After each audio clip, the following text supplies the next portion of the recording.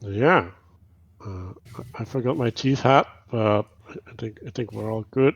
Um, so I was looking over my notes, and the notes were talking about the efficiency, right? Like the goodness, like how do we qualify goodness? Um, and I think uh, in book two, that argument is being remade, but in somewhat of a different frame. And I kind of I'm trying to connect that to my week, right? Like because I've been hanging out with kids, like which is the opposite of efficiency. There's a there's a quality where you're boosting what is in the moment, right? You're highlighting the thing that can be constructively participated in.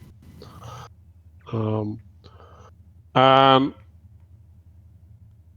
yeah, so I didn't really bring much of last week into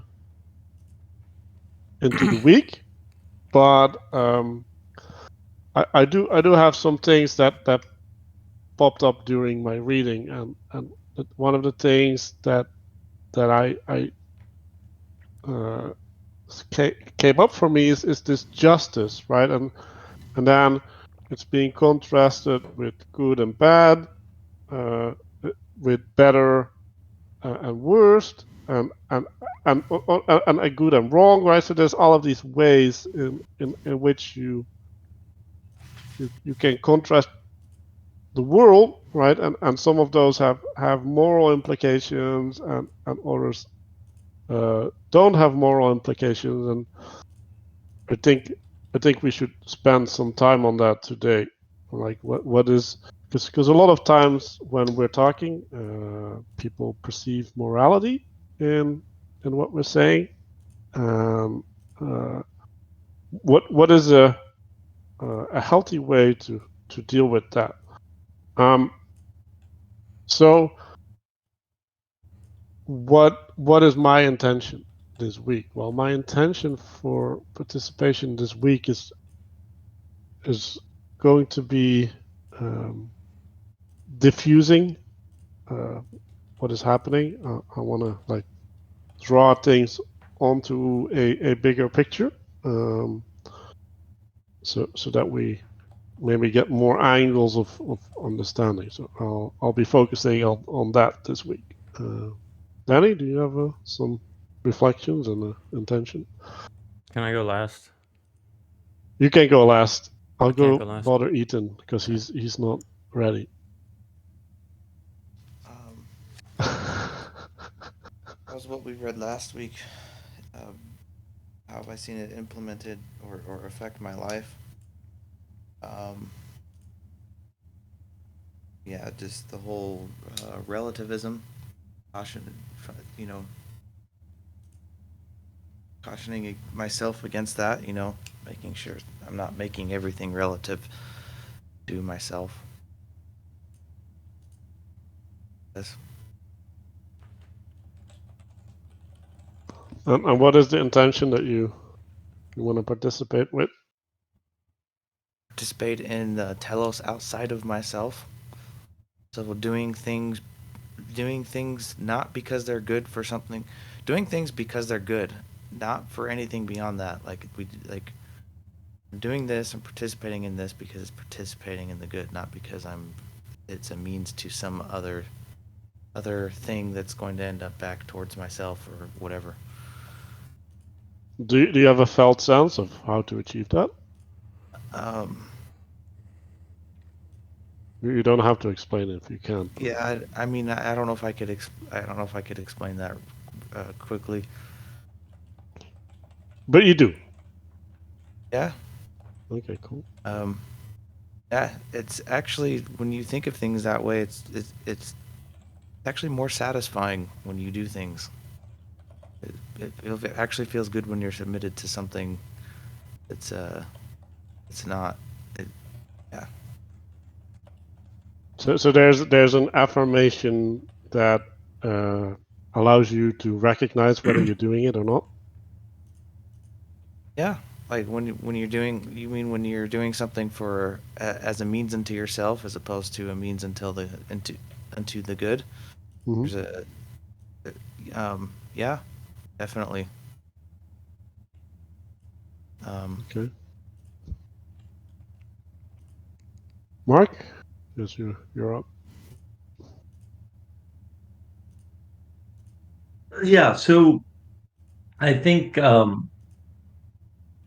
last week's reading for me was, it provides contrast with concepts like the depth of the text, right? The difference between, we'll say, a modern piece of literature and something like the Republic that is so deep that there's no essential meat. The whole thing is meat, right? The whole thing is nourishment. It's all protein. There's no wasted words, and No vegetables. no veggies, right? I'm a carnivore. I'm a philosophical carnivore, and that's something that's sort of lacking in later works, in my opinion, right? As the printing press makes writing cheaper, in some sense, then people get sloppy, they get lazy, and you Or don't get that, that sense from this book.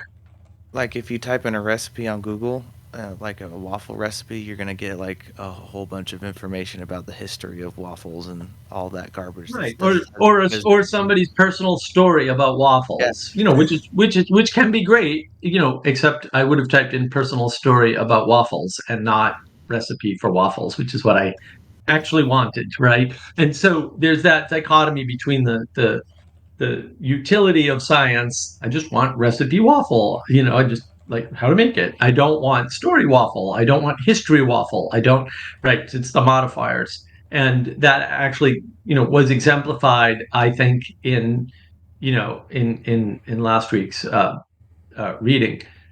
And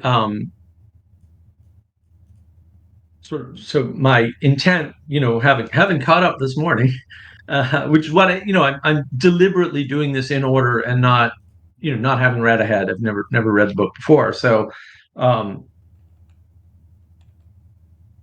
I my intent with the, is always, but also going forward here, is to point out all the things that, like, we'll say people are missing. So, for example, in my reading this morning, just before I got on here, Gnosticism is right in book 2. It's right there. It's plain as day. Never heard anybody mention it before, ever. Why? I would say the most important point in book 2 is Gnosticism. That's what I would say. It's not the only super important point, but like if you had to pick one, which again I think is completely ridiculous, it's all super important. Then the statement of Gnosticism is sitting right there in the middle of book 2. It's right there. It could not be plainer by any particular means. And also the scaling, like the scaling issue is right there. And I no one ever talks about this. And I'm like, well, if this is all in the Republic and everyone's talking about Heidegger and Kant and Nietzsche, and this is all the basic stuff that you need, that's important. Like, what? Why does nobody talk about? Oh yeah, Plato talks about scaling. Plato talks about Gnosticism. Plato talks about, you know, nobody says that. And I'm puzzled as to if you read the book, why isn't this important? So my intent is to explore more of that, because these things are right there, and I'm lost as to why people don't talk about them more. So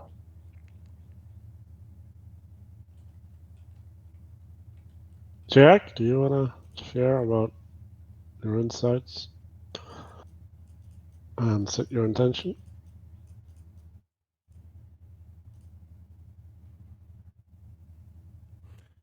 I think William might be preoccupied with his kids outside, maybe.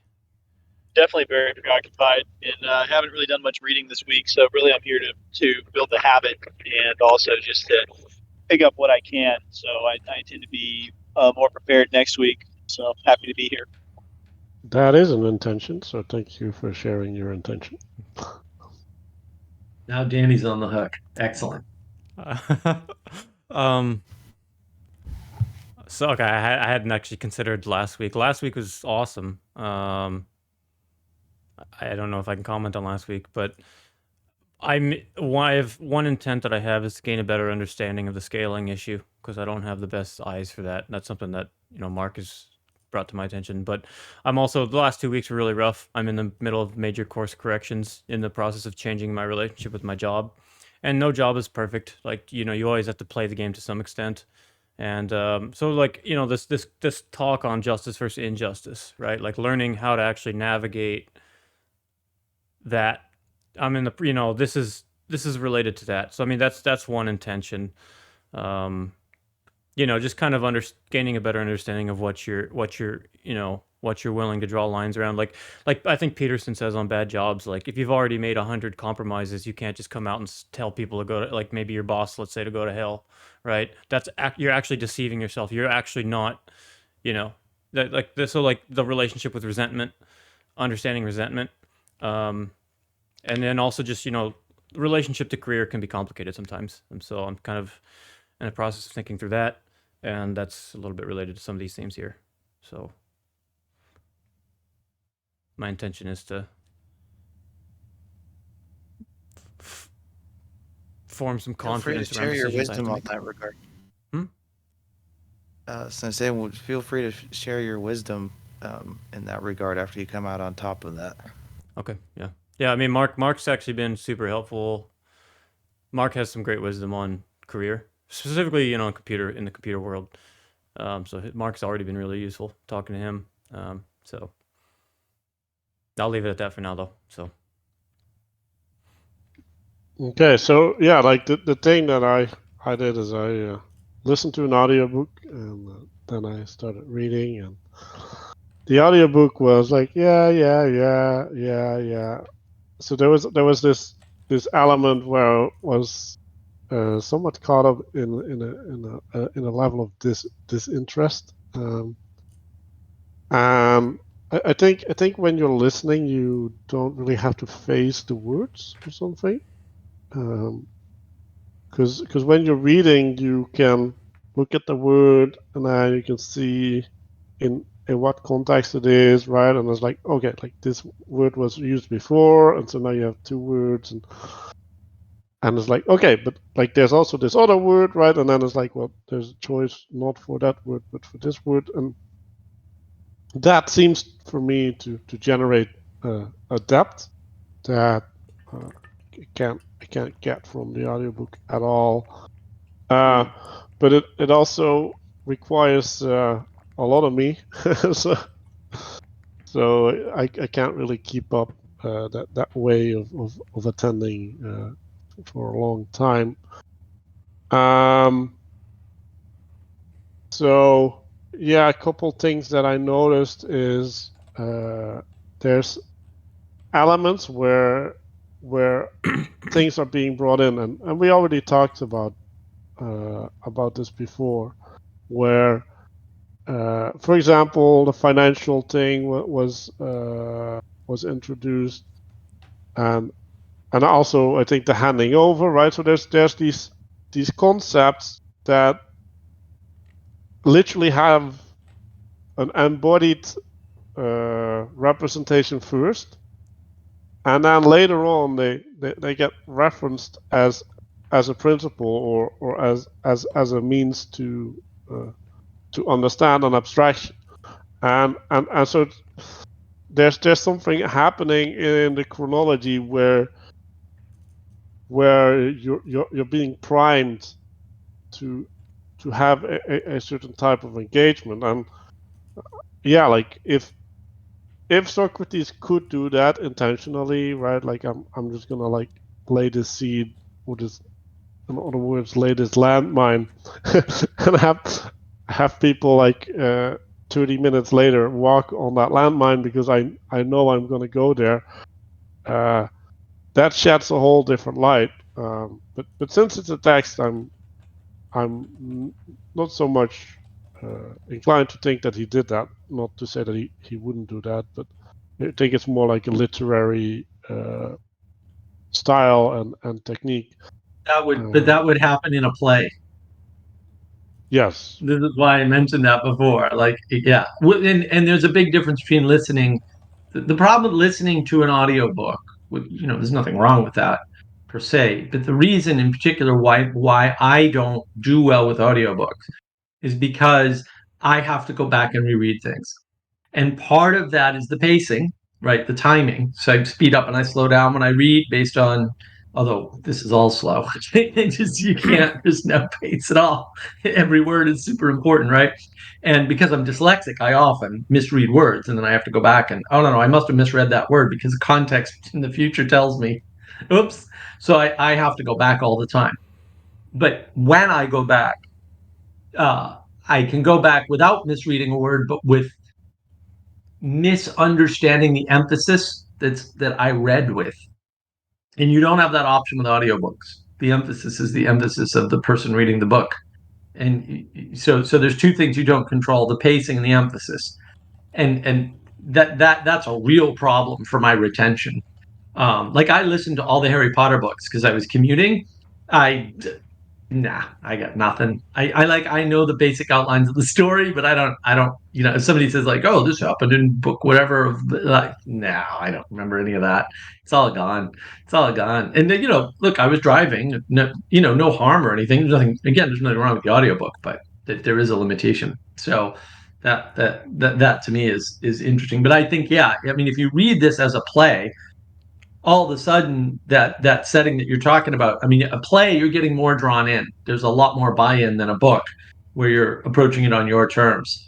And there's less buy-in in some senses, more constriction with an audiobook, which is sort of interesting.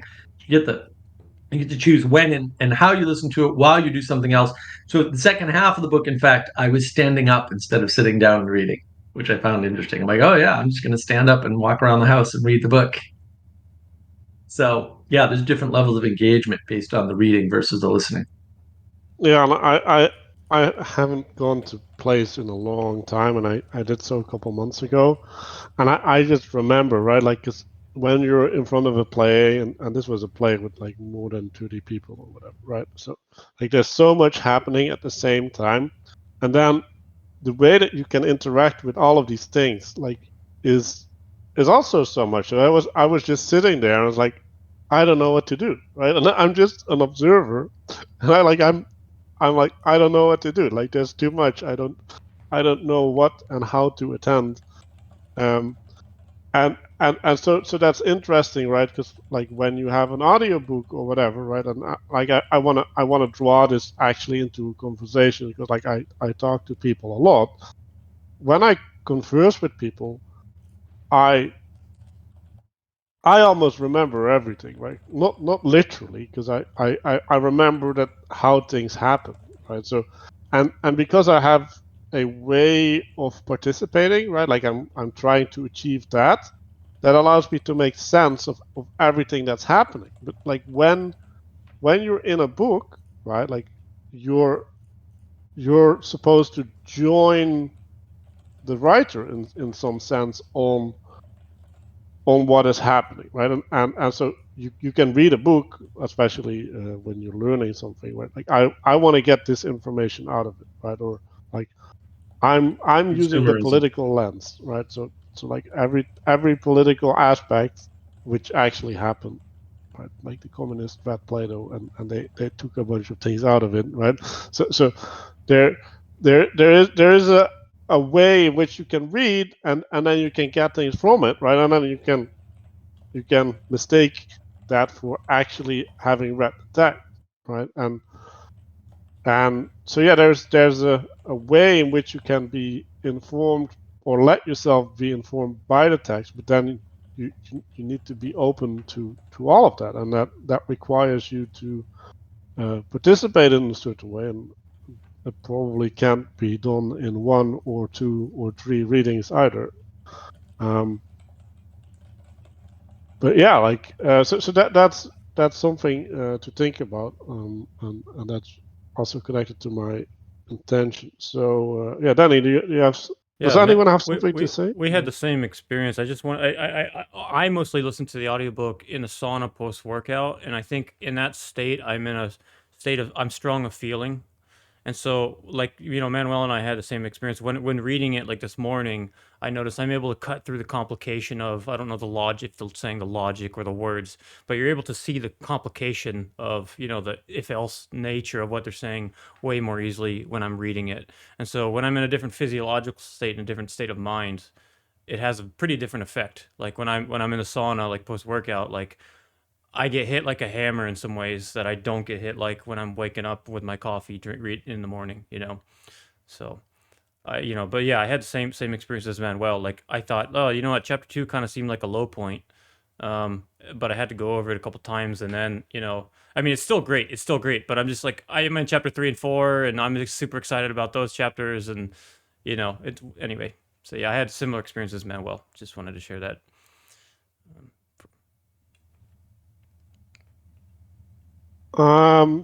Did you make a summary as well, or Yeah, you it's in a know? text document. You want me to kind of go kick that off? Yeah, kick it off with Okay, the okay. summary. I So, like that all right. format. So, Glaucon puts forth three categories of goods. The first is those desirable for the sake of themselves. He provides an example of harmless pleasures or delights. Category number two is those desirable for their own sake and for the sake of their results. The example there is knowledge, sight, and health. And the third category is those for the sake of their consequences but are undesirable in themselves. Example, gymnastics, making money. So Glaucon asks Socrates, which category does justice belong to? And justice says it's in the highest category, which is number two. That is, those desirable for their own sake and for the sake of their results. Glaucon Yeah, I agrees. wanna Go ahead. I wanna stop here a little bit. So yeah, I have some notes before that because there was an introduction and I took notes, and these introductions are really useful. But I think these three categories, right? So there's a self-validating one, uh, which is effectively being mode, um, and Yes. then there's a purpose-driven one, which is effectively having mode, and then there's a combination of the two, which like I don't know how much I am in agreement here. Uh, like what do we think about this framing? I think it's fine. Um, Yeah, I don't understand the mixed mode. Like I don't, and I understand the having mode stuff, and I understand the being mode stuff for sure. But yeah, that third category is slippery. um, well,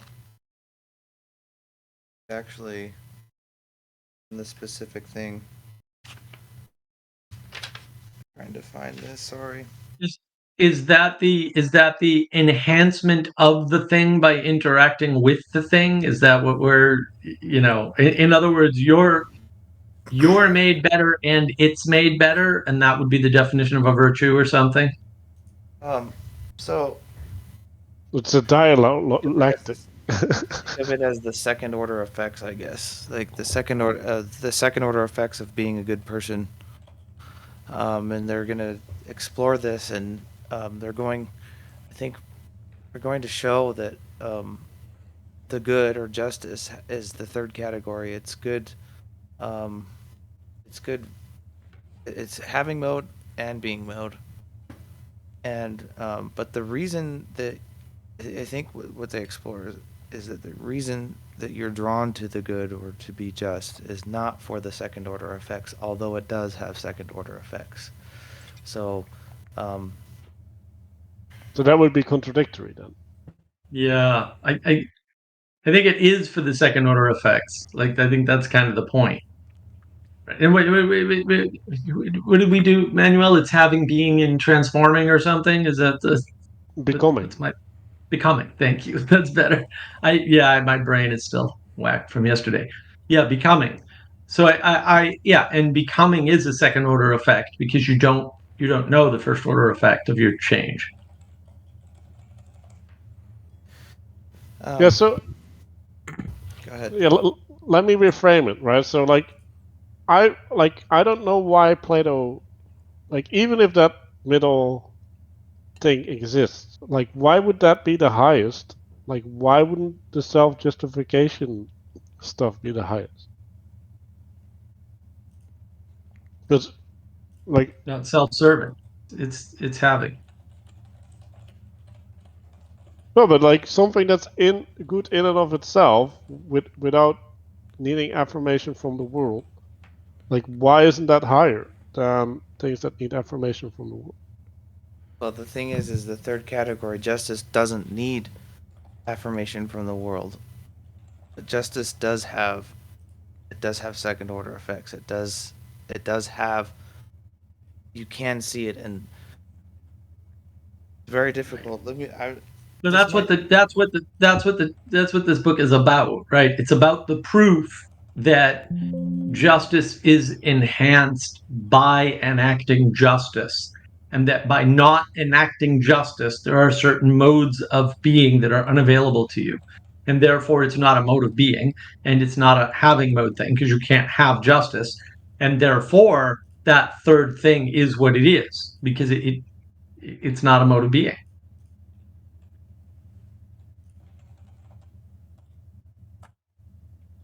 Maybe, yeah. but like that, then I would argue that that is true for any mode of being. But that, No, it's only no, it's only true for virtues. That I think is the point. Virtues and transcendentals, if we want to be complete in our lists. Although I'm sloppy enough that I probably don't want to be complete, I want to say it's definitely true for virtues. Might also be true for other things, but we're So talking about justice. So they actually, Plato actually separates these two things, and you're talking. We're mostly going to get into the type of good that's good not for its appearance. It's good for, Right. and he actually brings it back at the very end of the Republic. Um, so this will actually, it'll actually come back together where justice will have its appearance, and it'll be good for its effects, and it's good for itself. It's not till Mhm. book 10, I think, like the very very end. That's He'll fine. say, um, Yeah, he said, I mean that's okay then. But like it doesn't matter to this part. hmm. But I think, but they're going to look at justice as and divorce it from its effects, so that we can actually. Let me show you. Will you? Okay.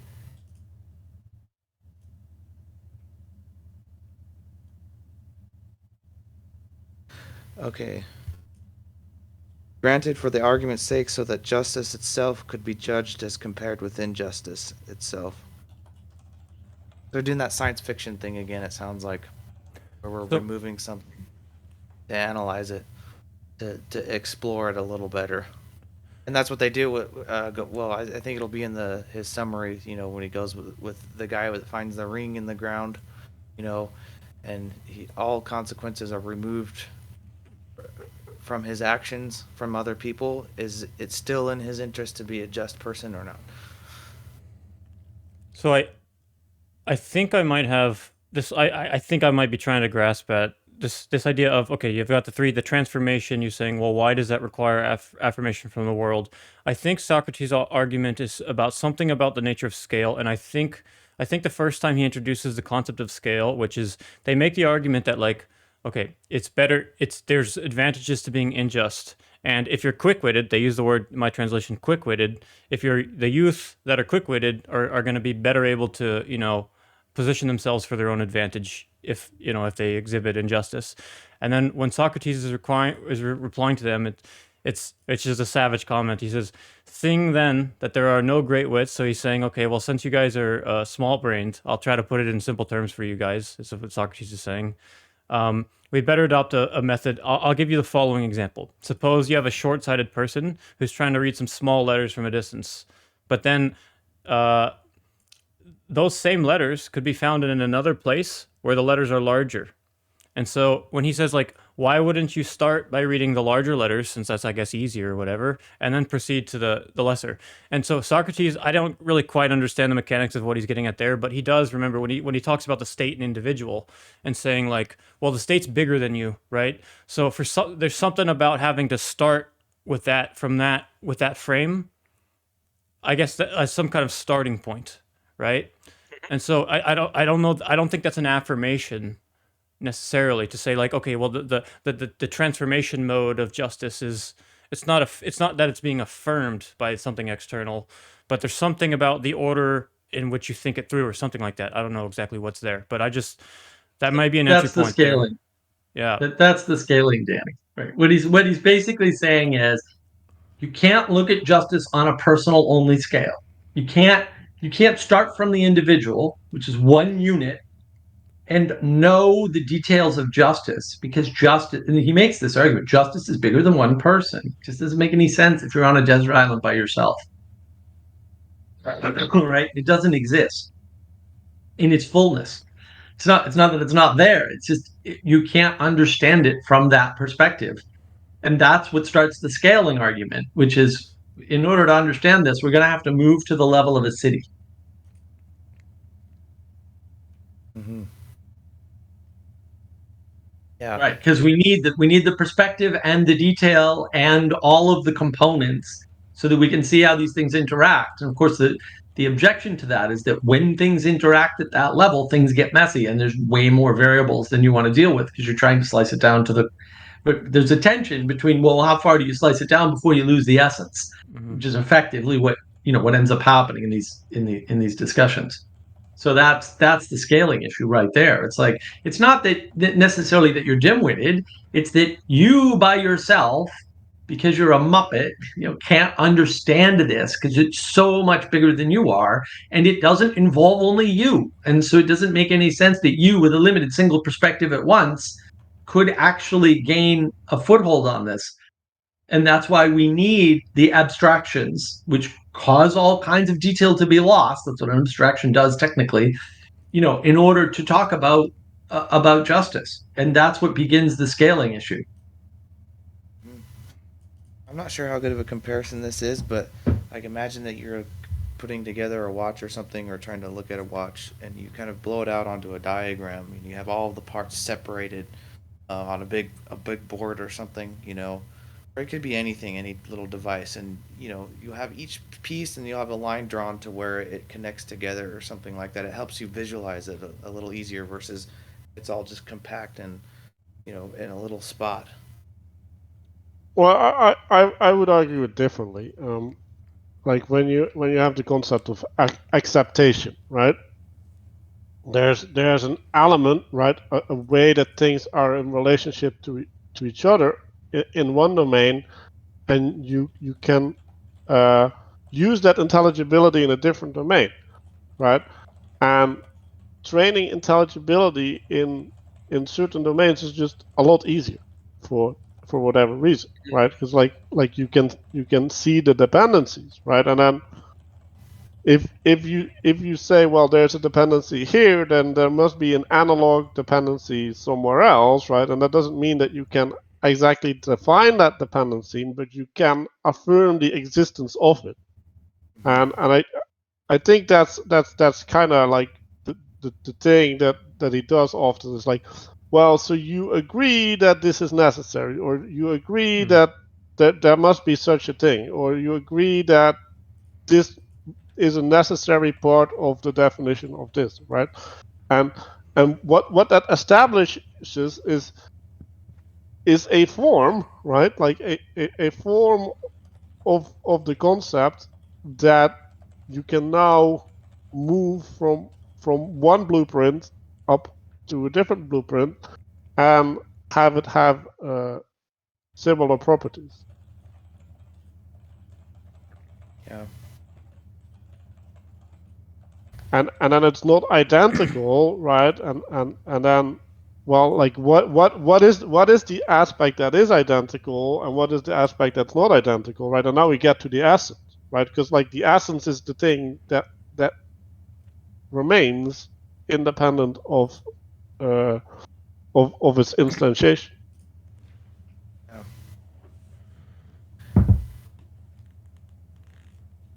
Um, So I want to go to the introduction a little bit because they're talking about three frames here. One is the egoic frame, which is the thing that we're still exploring, right? Like, justice is there to serve me effectively, right? And then they slowly introduce in this chapter the social convention aspect of justice, where it's there to serve you, but serve you as being a part of society, right? And I think that's the justification for the analogy of the city. And then the last one, which is the ideal, which is um,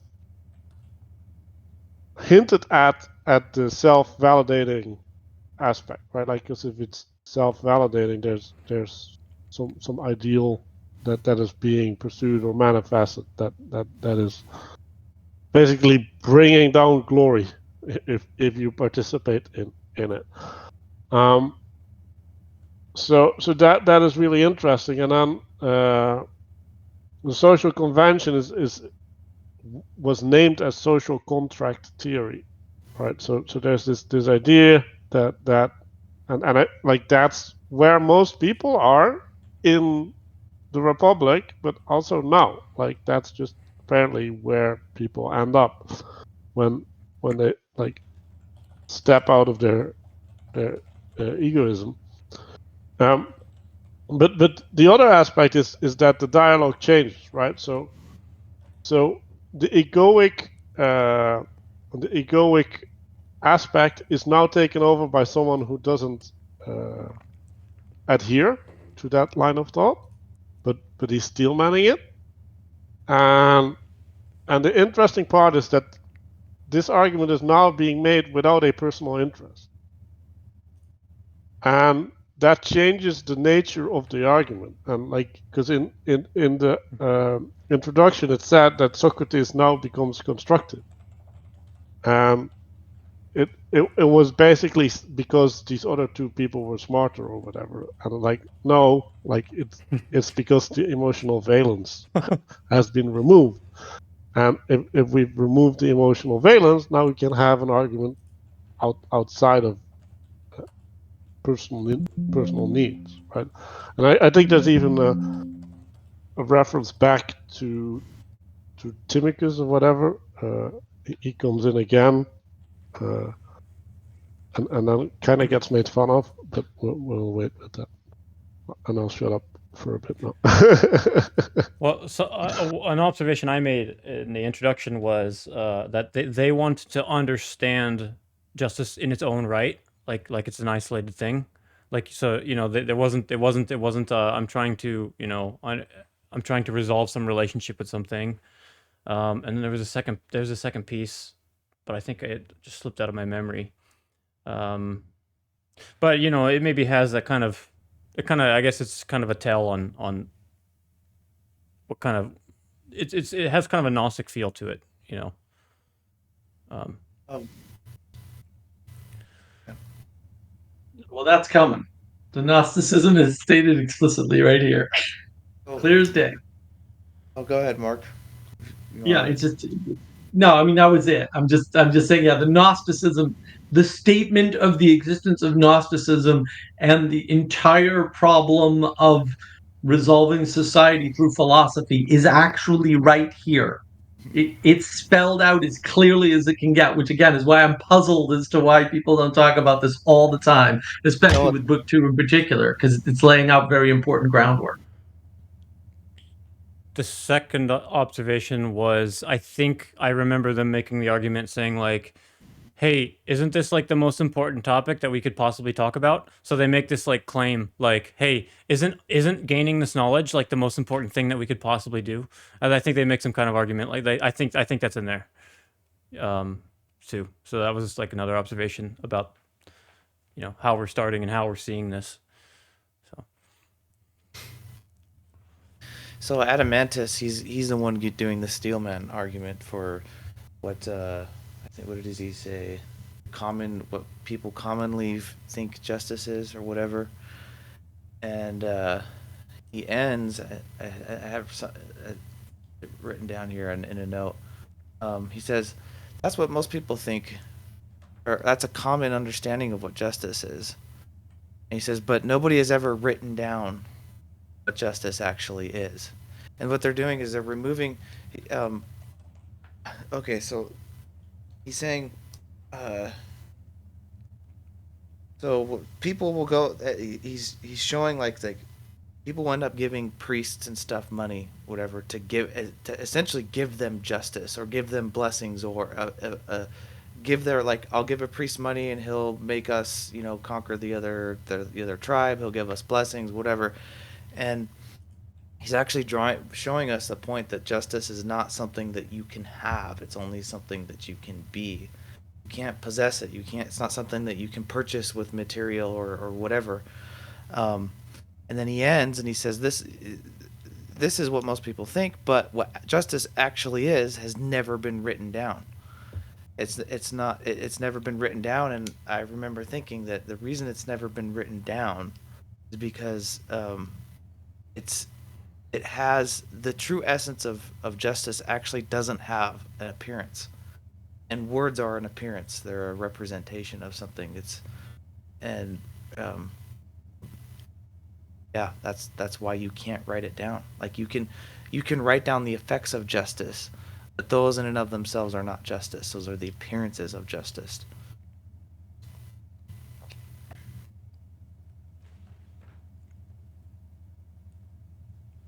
But there's the Gnosticism that you can that you can just purchase it with a priestly figure or whatever. You can purchase morality from from a priest, and then it just falls back into um, it falls back into the person with the most power is benefiting from this morality or whatever you want to call it, lack of morality. Um, which that whole thing I'm watching the Exodus thing right now, and it reminded me of something that I should have looked this up, but it's after the Ten Commandments. The Lord says that don't make gods of me silver or gods of you of gold. That's exactly what this is. The idea that you can purchase blessings from priests. You're actually whoever has the most silver or whoever has the most gold gets the most blessings, and that's how you're actually bringing God down to a god of gold or a god of silver, because whoever has the most gold or silver has the most blessings, has the most virtue, has the most justice. Yeah, I think that ties into to honor, right? So I've identified three reasons to be just. Uh, one of them is for self gain, right? Like, and the second one is for honor, and the third one is fear of the gods. And I was just reading that, but I think we'll wait for that a little bit. But again, there's three frames there, right? Like there's a personal, social, and then the ideal frame. Um, and if we're talking about scaling, we wanna we wanna have justice in accordance with all three frames. Like there needs to be a harmony between them all. And what I'm reading is well, first the negative case is being laid out, right? Like this is how things are right now. Uh, and then as well, yeah, like okay, like that cannot be the answer. So then, like, how should they be, right? Like I think that's kind of the motif that's happening.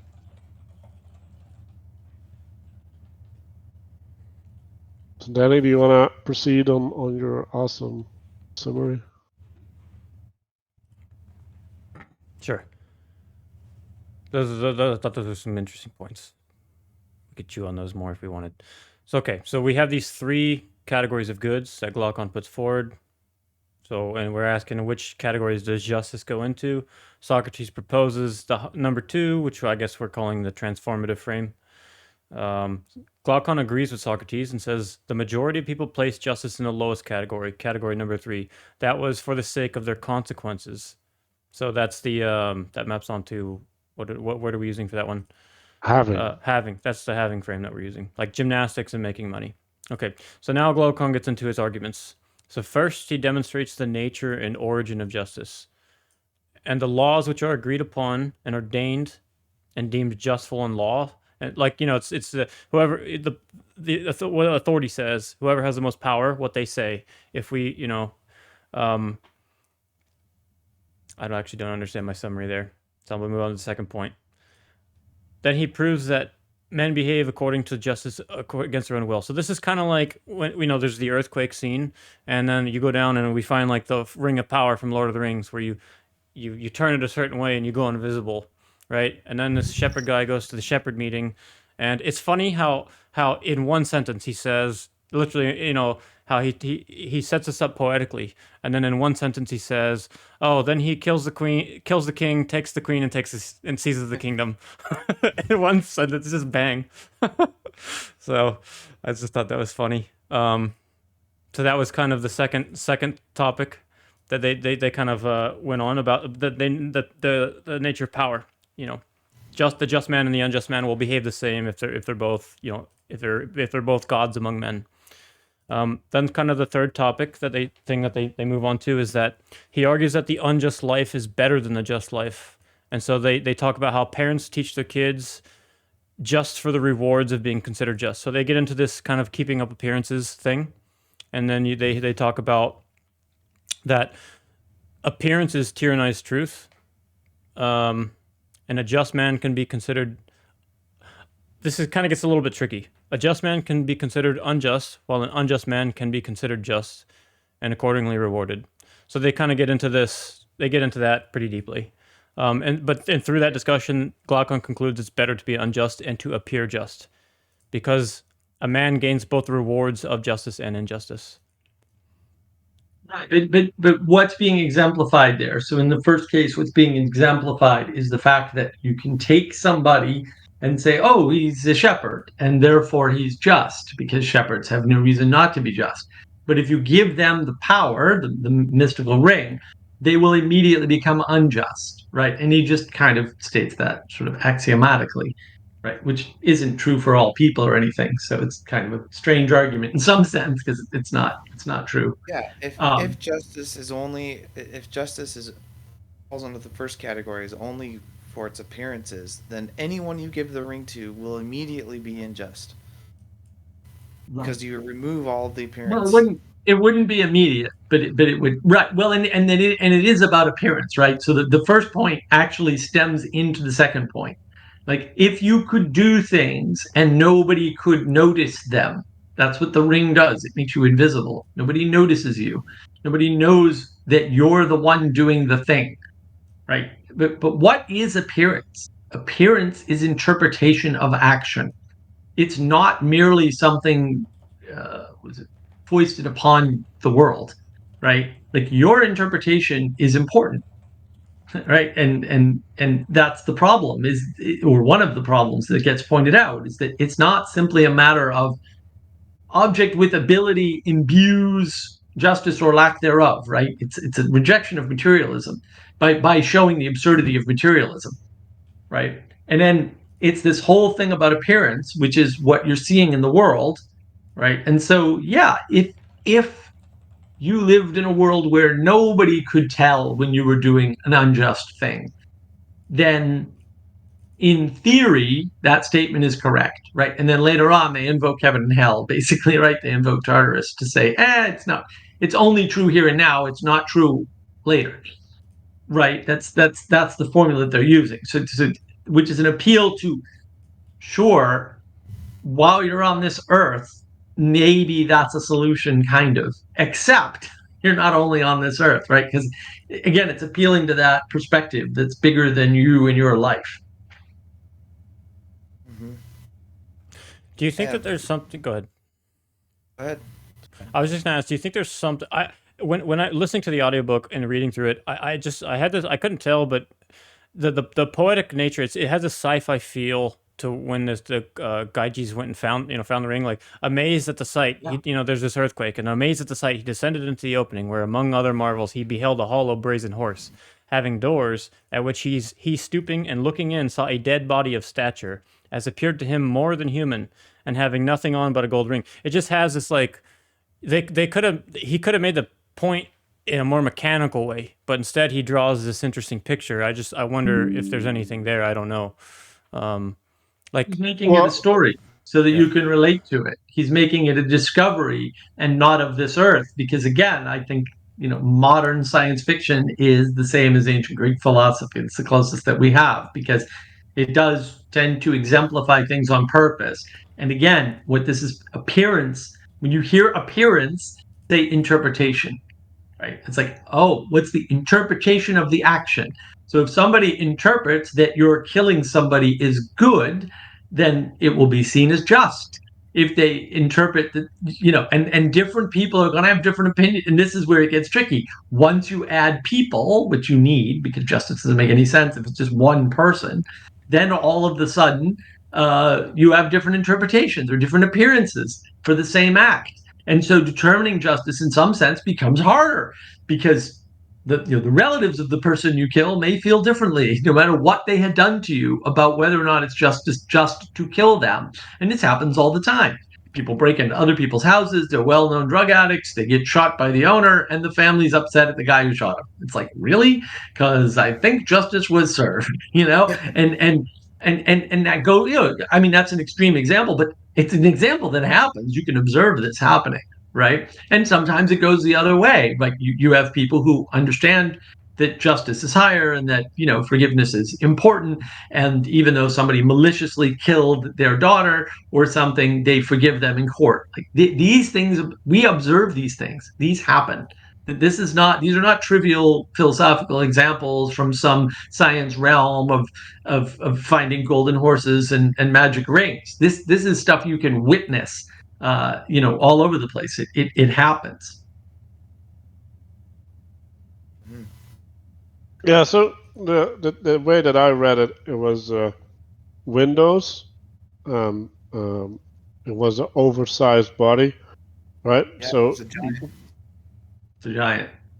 So there's an element of the supernatural descending down upon the natural, and I don't know if I'm out of sequence, but there was an element where they were trying to describe the perfect just and unjust person, right? And so there's two things, right? Like if your actions don't have consequences, maybe you are the person that won't do the things, but that's not gonna like hold, like because like at a certain point you're just not gonna have the feedback, right? Like you're just not gonna have consequences for your actions, so your discernment is just gonna fail, like necessarily, right? So like I think that there has to be a degeneration in a person's character if their actions don't have consequence.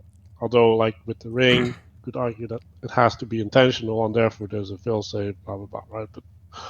Um, but I think the analogy is made for the purpose of this idea, right? That you're not going to have feedback, and then it's it's it's basically going also like listing all the means by which you can be unjust or whatever, right? Like what are the transgressions that you can make, and I wrote down a list of the qualities of I think this is the unjust person, right? So they're doing this really strange contradiction, right? So because there's this perfection of being unjust, which means that you're having to constrain yourself within like really severe limitations not to have consequences of your action, right? Because if you reveal yourself to be unjust,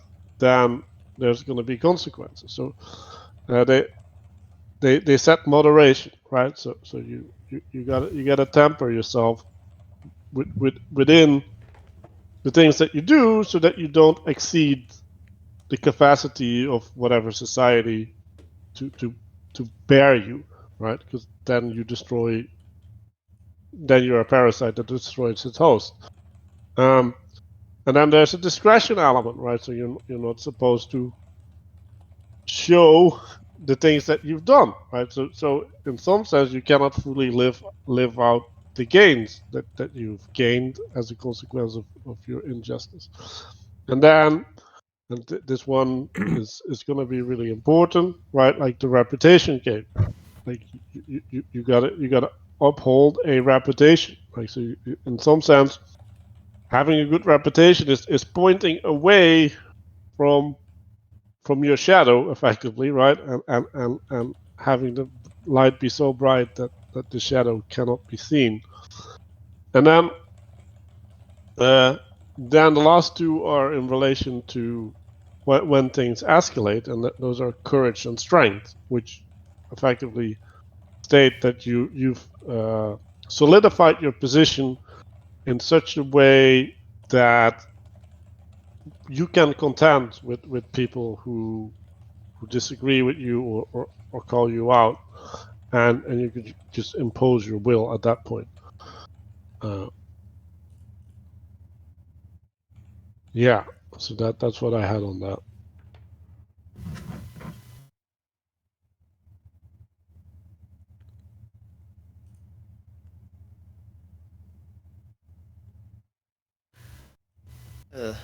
The being unjust because there are no consequences versus being just despite the consequences. And there's an irony here because if you think of what happened to Socrates in his execution, he was completely submitted to the ideal of justice, of what is right, despite the consequences or the appearances. Right.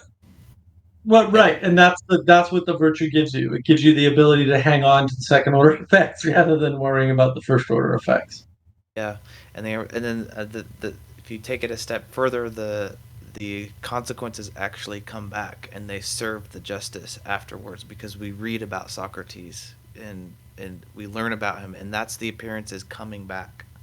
So there's like this movement and like a dialogue. I don't know what you want to call it, but a movement of of stripping the consequences and then bringing them back, or the no, like No, it's there's a it's a proper change in it's a change in interpretation, right? And so appearances exactly. change, interpretations change, right? And so how do we deal with that? Well, we put it down in a book, and then right, and then it corrects, which is not to say that it's the same. I mean, this is the quote, reprehensible, but quote postmodern critique, which isn't a critique, right? The way you interpret a text changes with the context. Yeah, no kidding. Like, what did you think meaning was? It's content plus context. Of course, when the context changes, and it does, because we live lives and we grow up, right? And again, this is in this book. This whole idea that things are changing over time, and therefore the context is changing, and therefore the meaning is changing of the same unchanging thing, whether it be a rock or a text. No kidding. That everybody can just observe that. Like everybody should be able to intuit that for themselves as a result of their experience, their phenomenological experience. And that's the frustration, is that this is all obvious stuff. Obvious is in observable by yourself, for yourself, on your own, without outside help. But it's good to have the outside contrast to say, oh yeah, well, I read the book this way. If the book appeared this way to me, oh, the book appeared this way to me, the chapter appeared this way to me. That's the great irony of chapter two, right? I mean, or book two, is that all this stuff is in there. It's right there. It's expressed as clearly as it could possibly get expressed in some sense. So they just put their cards on the table, like Manuel said. Well, if courage and strength, they say first, like the concealment of wickedness is often difficult. Nothing great is easy, which is really telling in terms of what they think is great in this power. And downstream from that, what you're going to do is you're going to establish secret brotherhoods and political clubs. So you're gonna have your little gangster network of business people or whatever it is, And then there's a skill. They say like, okay, well, you can there's professors that teach the art of like the rhetoric of persuading courts and assemblies, right? So there's this persuasion, charisma, storytelling thing. But I think a lot of that, a lot of this is very like power based. It's this will that how a lot of this comes is like if you're strong, it's got that feel to it. Well, but it's not if you're strong. It's each skill has a role. And if you're good at that skill, you should be in that role. And oh, by the way, roles are neither good nor bad. They need to be pointed towards the good to be good. And so the clubs and the secret societies and all that is all about distributed cognition and protecting your distributed cognition. Like, who are the people I trust to help me think, right? Versus just opening it up to the world. Like, can I listen to just any 12-year-old that happens to talk about something that they probably can't possibly know enough about, right? Or, do I listen to anybody on the street without understanding their life experience? Right? Or do I believe somebody who says that the future is electric cars? Like, that's what that's about. Well, we need a secret club to help us, right? We need a group of core people to help us think through these, and not just one. Maybe we've got many, but right. And that's the problem, is we tend to compress this stuff down and say, oh, maybe it's not one person, maybe it's one city, or maybe it's roles. It's not roles, right? It's still these virtues and values and the transcendentals. Those still have to be your aim, because if those aren't your aim, you're screwed.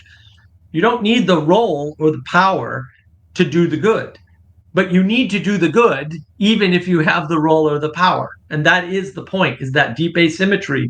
That's right here in book 2. He's talking about it all over the place. This is kind of a little bit unrelated to what you just said, but I was just noticed early on in the chapter, Socrates says when they put forth their concept of like the categories of justice, and they say this one's the best, the guy who's unjust. Socrates says, "Heavens, my dear Glaucon," I said, "how energetically you polish these arguments up for a decision." So he kind of is like, "Oh my goodness, you're so thorough." And then like later when they say after they lay out all the advantages of injustice, and they say, "How can a man who has any superiority of mind or person of rank or wealth or whatever be willing to honor justice?" Socrates, in response to that, he says, I think it's I have it in my notes. I don't know if it's accurate though, but the cause of all this, Socrates was indicated to us at the beginning of the argument. Oh, I'm sorry. They wanted to arrive at the truth first about the nature of justice and injustice, and secondly about their relative advantages. So I think it's interesting how he's kind of saying like, man, you guys really polished up your argument real tight, and then he kind of like before he even gets going, he's like, yeah, this is just a relativity. This is the fundamental problem with everything that they're saying. Now I'll proceed, with my explanation. I just think that I just thought it was they had this kind of he kind of had this like rhetorical callback to what was like maybe some Right. foreshadowing or something. Well, but he does that on purpose. It's not. Yeah, I mean, it's foreshadowing because it's a written text. We'll say, right, but it's what it is. I mean, I do this all the time, right? It's like, oh, you want to play this game by those rules? Okay, fine. And then I win, and then they get upset because they thought they were their rules that they understood, right? And like, it's the same thing. It's like, fine, you want to put forth a good, polished argument on the basis of logic, reason, and rationality. That's excellent. And then I'm going to knock out the axiomatic assumptions that you've made that will make your logic, reason, and rationality fail. That's what he does. Like, that's his whole trick in some sense. That's all he ever does. It's at some point, right? He's just saying, no, your logic, reason, and rationality doesn't solve this problem because you've made certain assumptions that are obviously false. And that's what this chapter is full of, is calling out false assumptions. And some of which are mere appearance, right, or mere interpretation, and some of which are no, these are bad axioms. These are just bad ways to start. They're statements that were never true, that you stated as true up front. So to justify your logic, reason, and rationality. So in some sense, what he's doing is he's saying you've made a good, well justified argument, which he has, right? In other words, he's legitimately praising his ability to put together a good story. right? But then he's taking that apart by showing how the fact of a good story or a good sounding story, a good interpretation of a story, does not make the story for the good, Mm-hmm. because those are different things, and that's where people get confused, right? That's where people get fooled by Sam Harris. Oh, yeah, his argument was good, yeah, but his argument wasn't for the good, right? It's the same argument I have with the postmoderns. No, the postmoderns have a point. No, they don't. No, nothing in postmodernism has a good. It's not for the good, right? And so, well, right, and that's what you have to ask yourself with any of this stuff. Like, is it for So, the good? That's what matters. I think the wording that they were using, I can connect it now to frames. So I think the egoic frame is good versus wrong, and then the social frame is best versus worst, which is a relative frame. And then the ideal or the frame with the gods is good versus evil. So they go to evil, but the evil is only in the realm of the gods and does not exist in these other realms. Oh. Whoa. That sounds Yeah. right. Where was this part again? What what I'm talking about? No, Yeah. This is me reading between the lines. So I have some notes here about the second part of book two that are really interesting, especially on what you just said about the realm of the gods. You can see him pulling agency down from the gods onto to the human actors, because before I was trying to find this part. Um, they're talking about censoring poets and saying we can't have they're talking we can't have our youth educated um, about stories or about gods that are doing not good things, which is actually really interesting. Okay, I think I have it marked out here. Uh, Can you hold that a minute? Because I want to introduce that actually. Because I had an insight on what's happening with the gods part. Like okay. there's a whole part about the gods, and this is they're basically crapping on Homer and on the gods, right? And so what they're doing is they're pointing towards the gods of old, and they say, well, these gods of old, they're imperfect, right? And what is happening with these imperfect gods, right? Like so, and this also relates to this negative interpretation for justice, right? Like okay, like I need to be just in order for the gods not to punish me, right? And so the whole game, and this is what we touched on with the sacrifice aspect, right? Like if I just do enough magic tricks, then the gods won't hurt me.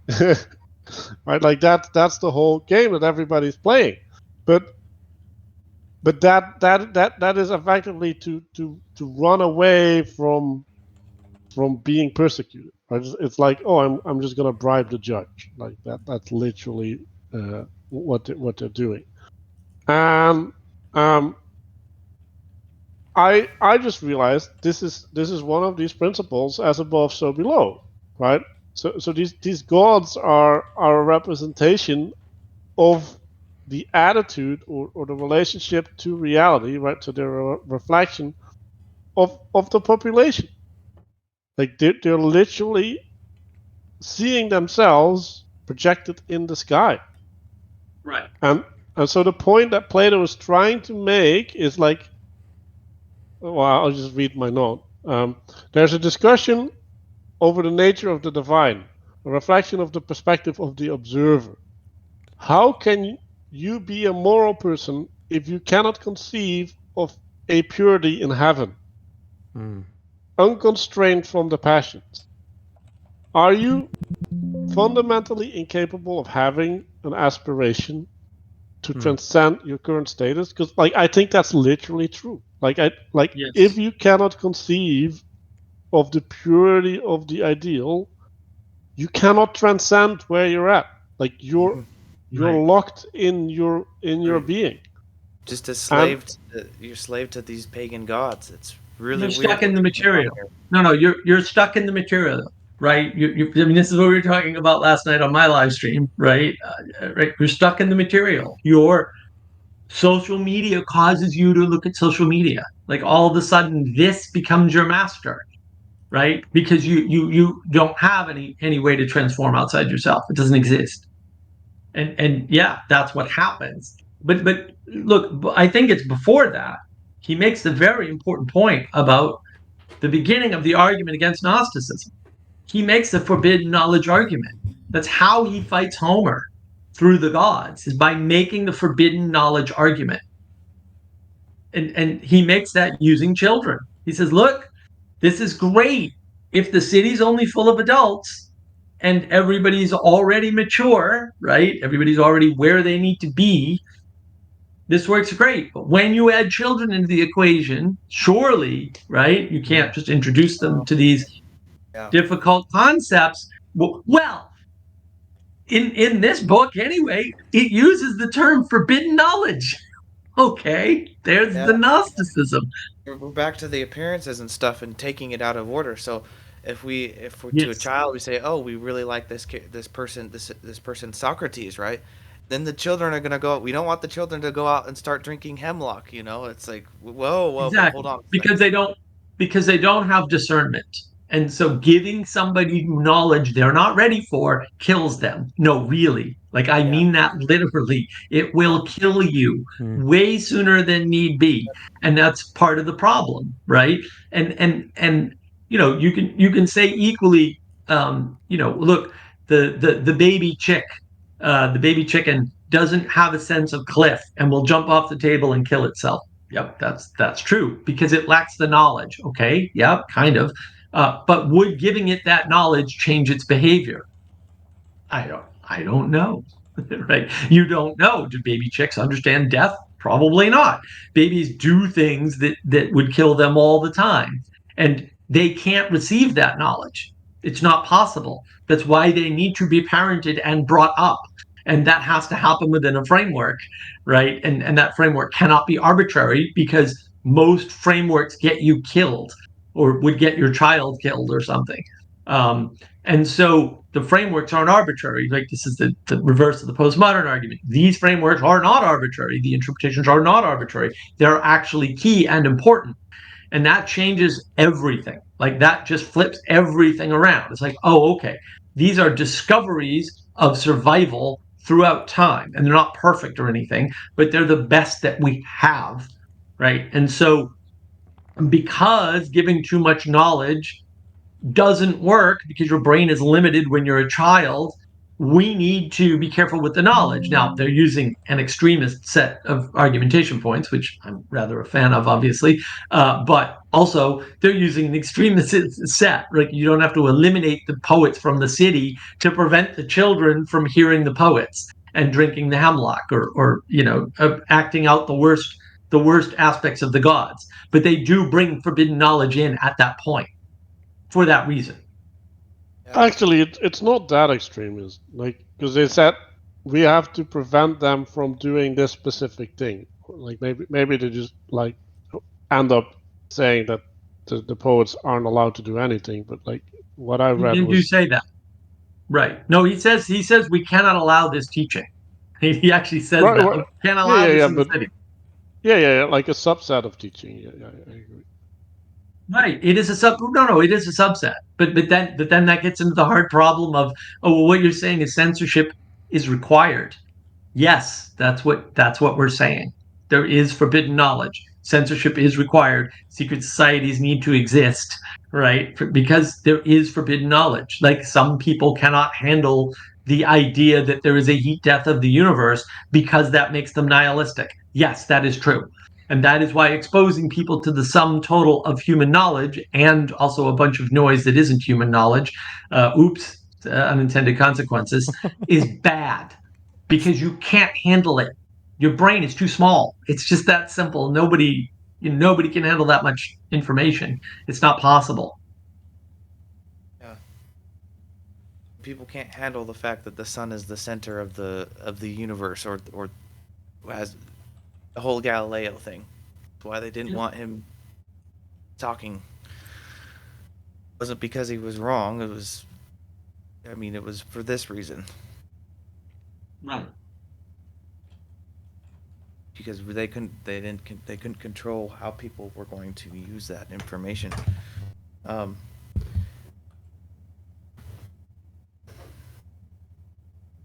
like, the crisis of intellectuals.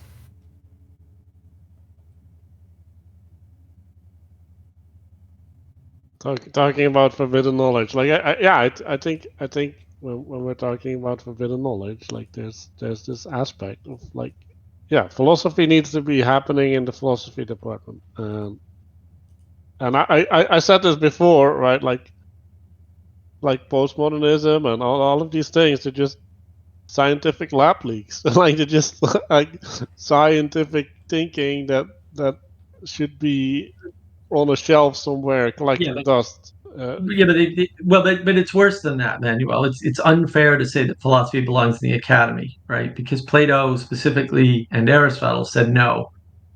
They said there's no they and this is one of Vervaeke's great points. They spent more time in the gym than in the academy. So I would argue that you cannot do philosophy without an embodied practice. And that embodied practice has to be with other people. It can't be by yourself. It can't be, Tai Chi in the park alone. And you can add that, but it can't be that alone. You need to wrestle literally with someone or something in order to make this breakthrough of philosophy outside of physical action in conjunction with others makes no sense because again, philosophy does you no good on a desert island by yourself. It's a non-starter. It's a non-factor. It's not that it doesn't exist. It's that its utility is so severely limited that spending time on it Well, is that's why in it needs some to be in sense the pointless. academy, right? No, Like if no. What I'm saying is it can't only be in the academy. There's no such thing as philosophy in the academy. I mean, Plato and Aristotle would have screamed about this. They would have been like, "No, philosophy. We spend most of our time in the gym. We don't spend most of our time in the academy. The academy is merely where we set a baseline to teach the children. It's not where we practice philosophy. We practice philosophy in the gym. That is where the philosophy learning happens. The philosophy learning doesn't happen by reading the Republic. That's why when I read the Republic, I go, "You've got to be kidding me. Why did anybody write this down? Isn't this obvious to everybody by virtue of having lived in the world?" And then I'm going, "Oh, apparently not. Well, how shocking. How do these Muppets survive?" And I didn't have a choice because I was homeless and lived in the car and didn't have anything to eat. So you learn philosophy real quick when you got to survive and survive around other people, right? Even though you got to live with smelly hippies, uh, you know, just to make it because you're only making $7.50 an hour. But I did, and not only that, I bought a house 5 years later. So I have very little sympathy for people who cry about their conditions. I'm like, yeah, that's nice. Cry me a river. My story's worse, and I did just fine. So there's something wrong with you. Sorry, you get up your game. Right. And that's the same problem. Is that philosophy is a practice. It's a physical embodied practice. It's not a reading. It's not a set of readings. It's not a set of ponderings. It's not merely a set of gathering and discussions with people. And the irony is, as we speak, I'm getting text from somebody who I've been, talking to about this very thing. Like, oh, I have these goals for my practice of Brazilian Jiu Jitsu, and I'm not able to reach them. So I wanted to come up with, a statement of goals. And I said, what is the type of person you expect to be when you've accomplished the goals? And that was like, what? Like, wait, what? I don't know. Aha, that's why you're not making any progress. Right. And now didn't answer the question. However, the report today is did the best I've ever done. So I asked the question, it was pointed to, problem solved. That's the practical application of the philosophical system, right? It's nothing to do with books, Plato, right? But everything in the world to do with the things that are talked about in the Republic, which is what is the forbidden knowledge? What questions are you asking? What are you pointing at? Is the purpose of justice for the mere interpretation of others? No, justice serves something other than the mere appearance, quote, interpretation of others, right? It serves something outside of all of that. And so you can't base it on what you get out of it alone. Yeah.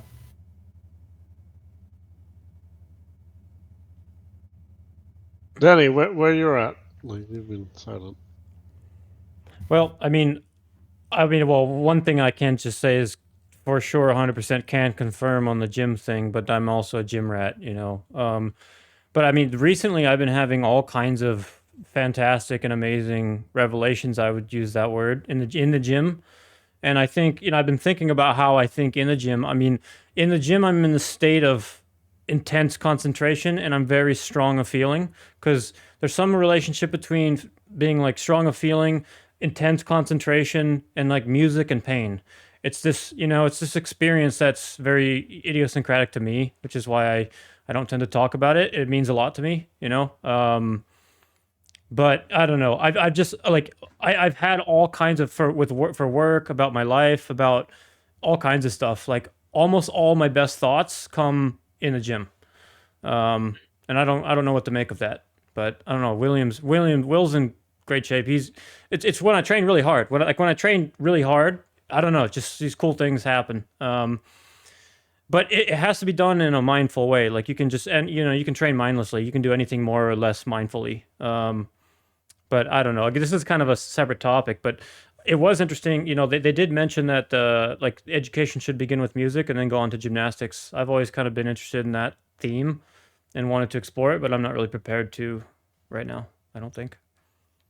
I think everybody has that, Danny. I don't think it's idiosyncratic to you. I think everybody has that or could have that. Like some people do mindless gym stuff to get bigger muscles or whatever, and they're not. I mean, well, a friend I'm helping obviously has been stuck, right? At some level at Brazilian Jiu Jitsu that he can't get around. It's very low level and he's very frustrated. And it's like, well, yeah, but you're not looking higher, right? So you have to look higher while you're doing the Brazilian Jiu Jitsu. Like, what do you're not getting a belt. Like, what kind of a person are you when you get a belt in a martial art, right? That's what it is. That's why I was able to move up my belts quickly in martial arts because I was like, well, what is it? What is it that I am trying to become, right? And then the trying to become gets you the goal. You don't have to point at the goal. The goals are going to happen anyway, and that's where we get confused. And I think the other place we get confused is when I say your primary focus is on not the proximal goal of getting the belt, but on the transformation that would have to occur for you to become the person that gets the belt. I'm not saying the belt's unimportant. That's not the same thing. That's what people hear. That's the appearance to some people. But that's because they're being dogmatic and they're being tyrannical in their own views. They want their thing of philosophizing, roughly speaking, to be the thing. And they will not accept an answer that's a compromise between mere philosophizing and philosophizing in the gym or philosophizing and the gym, and that allows for that becoming, right? They're very having mode in a sense, right? They want to have knowledge and have knowledge a certain way from a book without all the constraints of all the time, energy, and effort it takes to put into embodying the knowledge in the book and putting it into practice in the real world where it can do what it claims to be doing, which is enact the good. Because if all you ever do is read every book and every philosophical text on goodness, but you never ever help an old lady across the street, I got news for you about goodness. And that news about goodness is that you didn't get there. For all your knowledge, you didn't get there. Part of it is I'm in this state of rage, sort of, or I'm able to kind of embody this like a switch, just like turn anger on and off. And there's a skill that I've been doing this for 10 years. You think in these extreme ways, like what am I willing to die over? Like if I were to die right now, I'm in the place that I love. You know, there's this fine line that you have to walk that's between danger, like progression, and where there's legitimate danger involved. you think like the clock is ticking, I'm racing towards the grave. And so it has this way of like grounding out in like, okay, what really matters? I don't know how to explain it, but when you're in this physiological and mental state, it just changes the way you look at everything, and Yeah. I don't know. I would say No, like that's right. the only other like category of people from what I can tell seem to be maybe similar would be like the Alex Holland like free climber guy who free climbs maybe without a rope, where he's like, look, I'm willing to die over this. And he did actually. I think he's dead now. Alex, I think is his name.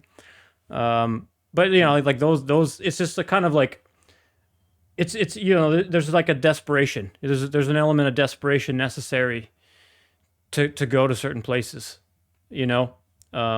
So anyway, we're kind of getting outside of Plato, I guess, here now, and I'm just talking No, about myself. not at But all. anyway, I No, like I the think gym. that's Gym's the cool. significant part, right? Is this embodied aspect. Like it doesn't, again, all the knowledge in the world, all the learning in the world doesn't mean anything if you don't put it into practice. And if you bone up on too much book knowledge without also putting some of that book knowledge into practice as you're going, I would argue it's corrupted.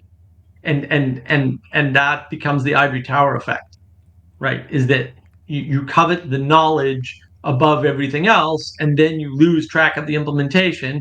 And the next thing you know, you want everybody to eat bugs and own nothing and be happy, even though any reasonable person that thinks about it for 4 seconds realizes that what the problem is with that, right?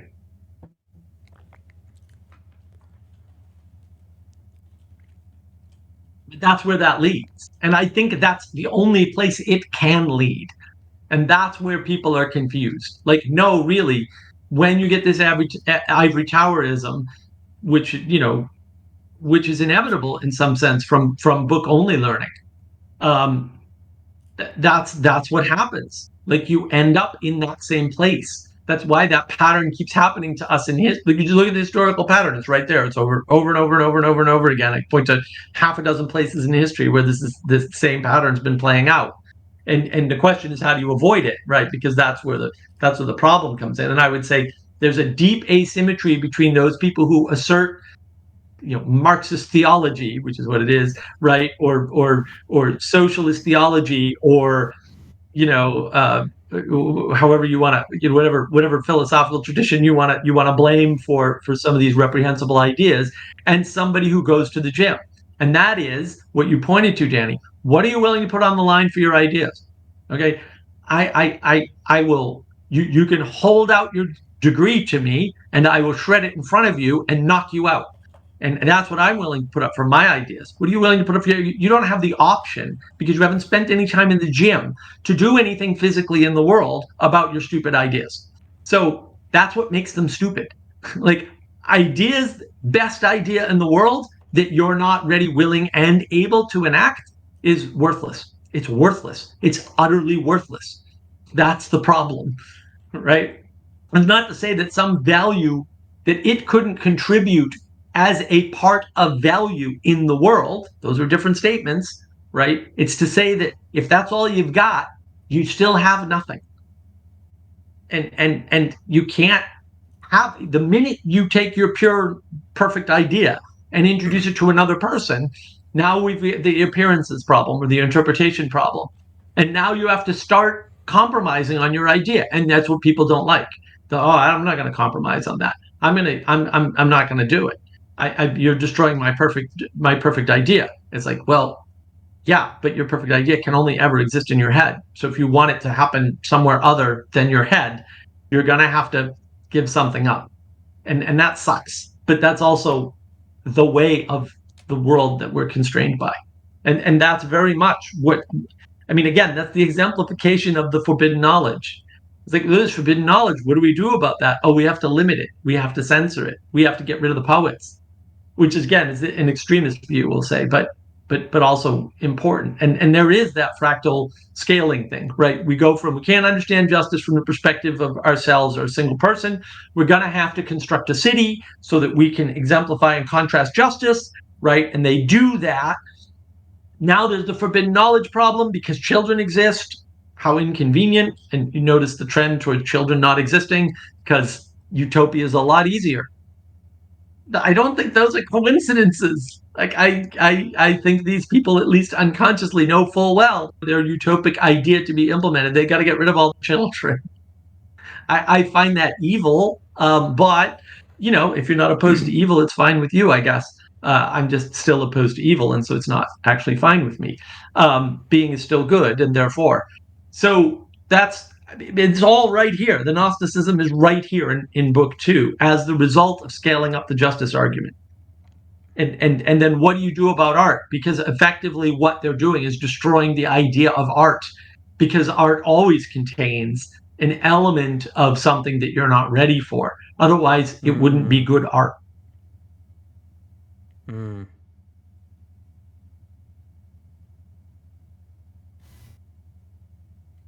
So, regarding the what's going on with these gods, Manuel? What do you mean? Reflection. I said the way that people perceive the gods is a reflection of who they are in the world, right? So if justice is a social contract, then what is happening in the heavens is the renegotiation of the social contract. Like that's literally what the heavens are doing. Mm-hmm.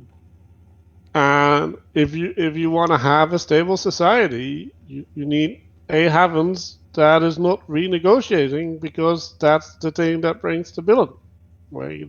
It's What do you that mean simple. renegotiating social? How are they How is it renegotiating the social By contract? fighting for their interests, it's like because the way that they're talking about Zeus is kind of like the monotheistic god, or at least an aspect of the monotheistic god, right? Because at a certain point, Zeus determines what's good and evil. Like that's effectively his job description.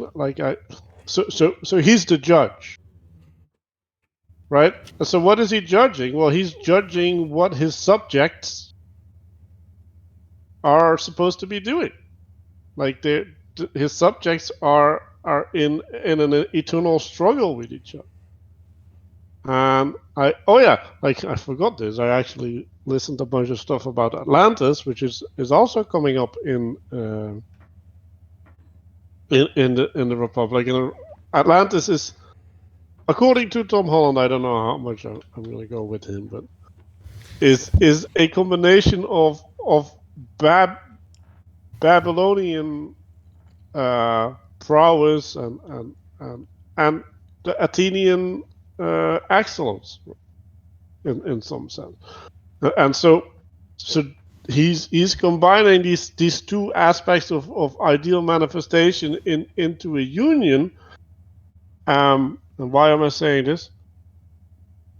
Well, that's in some sense the struggle, right? It's like, okay, like there's this aspect that affords a certain excellence, and then there's this other aspect that affords a different excellence, and now either we need to have them be in dialogue so that they can be lifted up and be transcended, or they have to fight, and then you can say, well, since we had a good harvest, Bacchus can be a little bit more important, because like now we have the means to party, and partying becomes more important, right? And then like when we have the bad harvest, or when we have the flood, like maybe we should like go back to Poseidon, because like and so there's this constant negotiation of attention, right? But this negotiation of attention, it doesn't end.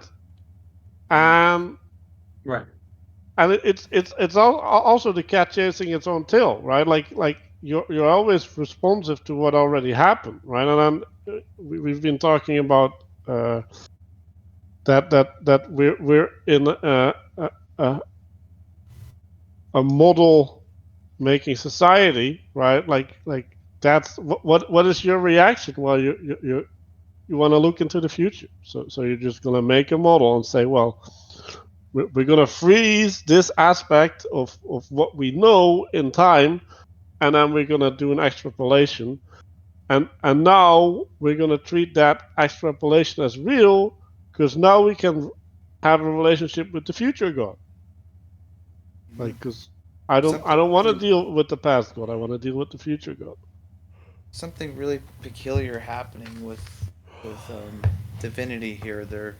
They're removing they're they're, they're discovering a monotheistic God that is good, and well, they revoke the ability of Zeus to determine good and bad.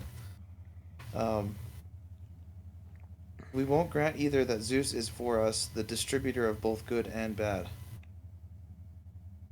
It's very interesting because they're they're they're discovering a true um, a God that is good and only good and is not causing anything bad. And there's no reason for if this God if divinity is only good, there's no reason for it to change, and it's constantly it'll be a constant. And they use an analogy like with a um, like the most rigid bush is affected least amount by wind and sun and heat. So the the more good it is, and if it is the absolute good, it will be unchanged and it will always be the same thing. And it's something that we can, what you're saying, it's something that we can align ourselves to, and count on. And it's not going to be like, okay, well, we're going to be sacrificing to this other god next season or whatever. Um, I thought it was really interesting what they're doing. Like with the, you said there's a projection up to these gods, and um, it's like, well, I'm just doing my behavior is just I'm serving this god, and maybe we look at that and we say, okay, well, that might not be good behavior, but it doesn't matter to them. They're just serving whatever god, you know. And it's weird because the morality is projected up onto the gods, and Right. it's not Well, on it's not. the what's that? That's not weird. That's not weird. Like, It's of weird course we for us. project the morality up. Like, what choice do we have? It's weird for us to see that. And Plato is saying, well, no, the morality needs to come down. It nothing bad or unjust can be in I the don't. realm of the No, gods. I don't. No, I don't think he's saying anything has to come down. Like, I think he's bringing things down to show you that they don't work. He's saying, look, if you take justice down to the scale of a person and his reputation, it doesn't function. Like that's what they're doing, right? When they're appealing to appearance, or as I'm calling it, interpretation or reputation, they're appealing to you and your ego. And what he's saying is, I understand that if your world is horizontal and you're just looking out at the world and the other people, then justice is resolvable through mere appearance. And therefore, that if that's true, it's just right. That is all. Those are all valid statements. And therefore, there's no way that any configuration other than appearing to do justice while not being just is correct. That is technically true. That is not the world we live in. Right? And so, yes, if the world we live in were merely us on equal footing, then that would be true. That would be a correct statement. And what Socrates is saying is, no, in order to know justice, because it is up there, you need to look up. He's not trying to bring it down. He's calling you out of yourself to look up and pay attention up. Why? Because we can't cooperate as effectively if we're just saying, I'm going to write some code. You going to write some code? Yeah, we're going to write some code. As we can, oh, we want to write code that will enable other people to do X. Well, now all of a sudden we have a project that we can cooperate on. That's not to say I can't say, Danny, you want to write some code? And we can't just write some code and come up with some great code. We can, right? And look, elevating it causes problems. So the minute it gets elevated, now it's like, well, who are we writing the code for? If not, and it could just be ourselves, but if not only for ourselves, right? And then, oh, what does that mean? Oh, well, it means that when we write the code and we want other people to use it, we have to tell them it exists. So now all of a sudden there's marketing involved, literally. Like that's marketing.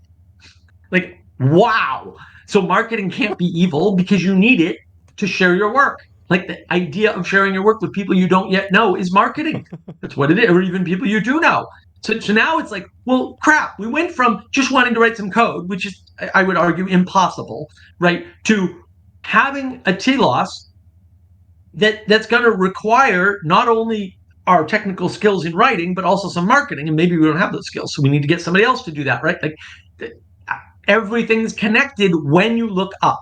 And that's what Socrates is exemplifying. I understand that he brings things down on purpose, but he does that to show that they're absurd and don't work.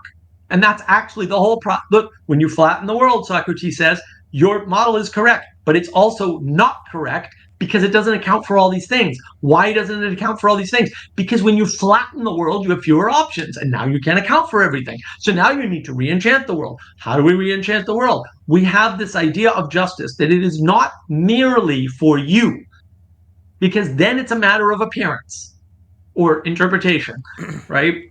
It is also for its own sake. Where is the sake of justice? Well, it's not in you. And it's not in your you plus your appearance. And it's not in you plus your appearance plus the other person's interpretation, because I would argue that's the thing, right? And it's not in the wants and needs of the city. It's above all of that. Like, you got to look not just up at the king, you've got to look up past the king to get the justice from the king. Right. And the king has to look up too. So let me try and reconvey what I'm trying to say here. So he's showing that um, that you are a moral agent. That justice isn't for you, but you have the agency to participate in justice or not. Um. So okay. So what do they say here? I'll try to be quick. When a story gives a bad image of what the gods and heroes are like, the way a painter does, whose picture is not at all like things he's trying to paint. That's what they're trying to censor, which that's really interesting to me. First of all, the first question I ask, maybe it's irrelevant to the conversation, is how do they know what the gods are doing are bad? Where is this higher concept of goodness coming from? How are they aware of that? Like, that's a big mystery. They don't address it yet. Mm-hmm. Yeah. Well, They're taking it as an axiomatic statement. Mm-hmm. Well, Yeah. actually, Socrates is defining justice in this chapter. But not goodness and badness, which is what What? Ethan's. So Well, yeah, but I think goodness and badness is justice on the divine level. well, okay, so he's saying, well, we can't allow these stories to go on that are portraying the gods as being unjust. So he's taking this ideal of justice and he's placing it No, above but the he's pantheon of gods. also relating it to perfection, right? I wanted to Yeah. catch on to this, right? Because like what is he saying? Like, why doesn't Zeus work, right? Because the ultimate god would have to be perfect, right? And then if the ultimate god is perfect, the perfection cannot have a dependence on things below it, right? Like that's effectively the Yes. definition of Right. Yeah. Which is forcing you to look up again. Yes. Mm-hmm. Mm-hmm. and so what he's saying with all of these gods is if they're not in a perfection, right, or in other words, if they have a dependency, right, on what is below, Mm-hmm. then they're not actual god. Like that would like what does have a dependency on what is below? That's a demon. Like that's Yes. literally what a demon is. Yeah, it's crazy that this is happening. It's like, what the hell? Like, how are they coming to, like, I don't, like, it's like almost like a revelation or something. How are they coming to understand this? Well, But it's even worse, right? Because like what is Plato describing in this just man that does not get recognition? Well, like that kind of sounds like Jesus, yep, right? Like that's I, like I if was thinking, Jesus doesn't fulfill that role, I don't know like what does. I remember reading this and I was like, this is kind of like a prophecy. It's kind of weird reading this. Yeah, because those patterns again they recur through time, and he does mention the bad god. Like he actually all the statements of Gnosticism are right in book two. The And forbidden knowledge, the bad god versus the good god, and et cetera, et cetera. It's all right there. And I know Danny wants to wind things down, Manuel. So I don't yeah, know when well, you want to I start just that want to plane say, landing. like, the New Testament was written in Greek, which was using all of these ideas, right? They were like floating in the air when the New Testament was written. So, like, these were all philosophical problems that needed to be dealt with by the writers of the New Testament. Like, they just had to deal with it. So it's like, yeah, it's not a surprise that these things get recognized, and yeah, like if this is according to the book the biggest question that needs to be answered, and you write another book answering the biggest question that needs to be answered, like, yes, like, Yeah. A couple other things when he's describing this perfect God. He says the God can't be he can't be unchanging. He can't be a shapeshifter because there's no reason for him to change. If you are already the perfect God, what are you going to change into other than something that's less than perfect? So it's a constant God, constant divinity, however they're talking about it. But anyways, so and the plane. yeah. So I don't Did we know, want to maybe touch Danny. on the gods thing next week and then zoom pick up go into chapter 3, or How far are Yeah, we gonna? are we happy we with what haven't we've? touched on the city either yet. So, Okay, like, I yeah, think yeah. we need, like, I don't It's think the gonna, city is that these are all going to interesting be though. two parts, dude. Like you're not going to be able to do. There's Yeah, just too much here. It's yeah. just huge. Okay, sounds good. Um, so yeah, reflecting on what is salient. I also would like to invite you to reflect on how you implemented your intention, because I need to call more attention to the intention during the activity, because that is important, right? But yeah, so we'll see you afterwards.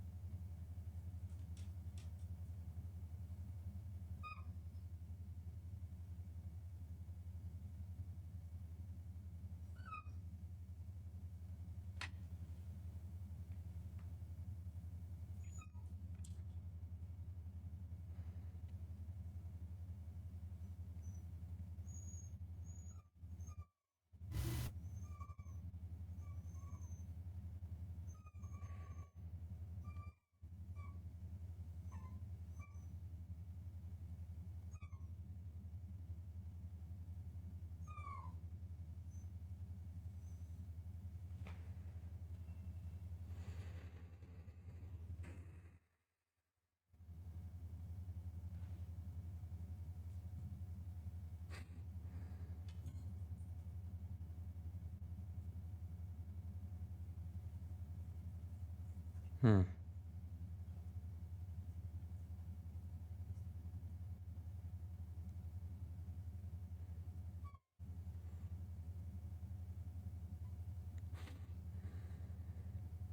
So I'm thinking about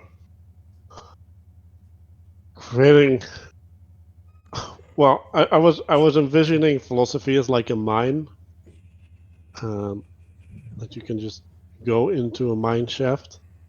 Um, like when you go into the mine shaft, you pick up the book that is appropriate for the mine shaft, right? Like it's like every mine shaft is unique and it's got its own layout and stuff. Um, and that the going into a mine shaft or whatever would require something, right? It would because what was Descartes doing, right? He was trying to define the ground that he was standing on, right? Like, oh, uh, I think, and therefore I am, right? But like, I think that's wrong, and maybe I should read Descartes, and he had a better methodology of defining where he was standing on, right? But I feel he was trying to make a justification of where he was standing, and I think creating a way to identify yourself and where you're standing might be really valuable as like Mm-hmm. a practice and a means of communication. Yeah, that's past authoring, right? That's Peterson's past authoring is where were you standing? But I think Descartes was a good Catholic boy, so he knew where he was standing. Choosing that as the axiomatic starting point for his philosophical treatise, roughly speaking, or his scientific treatise. Fair enough. Like it doesn't matter where you start the science. It matters what it's aimed at. Because any starting point will get you mixing Ebola and anthrax, right? Right, but the aim will prevent it. Like eugenics is going to recur forever in science because it's not scientifically wrong. It's scientifically completely correct and accurate and precise and reliable and consistent. It's just ethically wrong. So I disagree on ethical grounds, not on scientific grounds. Any starting point for science can have that problem. But when you ignore the religious tradition, you're always going to end up misunderstanding Descartes or whomever because they were all embedded in religion first.